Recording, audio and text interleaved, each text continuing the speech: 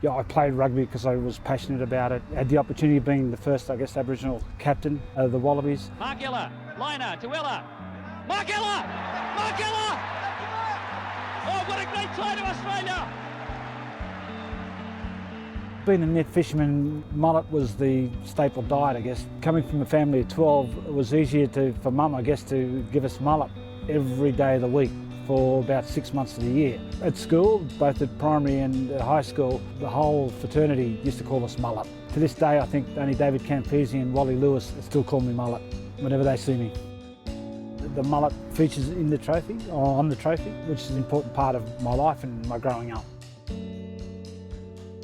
When Uncle Mark asked me to do the trophy design, I felt like it was an honour because I'm doing something that represents my uncle.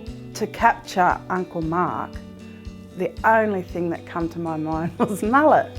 Aboriginal people are intuitive, they can read people, they read everything. When you watch the mullet in the ocean, they have their own language, they read each other, and then you see the boys play rugby, it's very similar.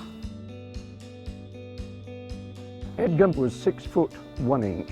The average height then was about 5 foot 8, so he towered over people. He could also sprint 100 yards in about 10 seconds, which made tackling him actually quite dangerous.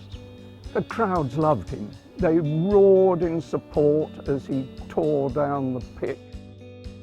He then went on not only to captain the Northampton Saints, but he captained the Midlands, and he then of course went on to captain the Barbarians, and ultimately he'd been captaining England as well.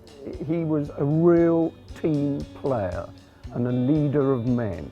When war broke out on the 4th of August 1914, he wanted to do his bit for his country. Edgar tried to join up and tried to get a commission, but at the age of 32, he was 1 month too old and they turned him down. So he decided that he would join up and he would get some friends and perhaps they could all serve together. So he went back to Northampton Saints and wrote round and telephoned friends of his in the county and across the country to come and join him and serve together. 400 applied, 264 were deemed fit for service by the medics. They all boarded, crossed the channel and went to war. He was involved in the Third Battle of Ypres. That was when he was killed, sadly. He was a hero, a war hero. To some degree, I wish he was still here, still alive, and we could sort of come and have a talk and maybe have a beer. I understand why he's been selected, and I'm delighted to be associated with him. Edgar's name has been associated right the way through the rugby world, and it seems absolutely right that his name should continue in what is now proposed in the Australia and England matches.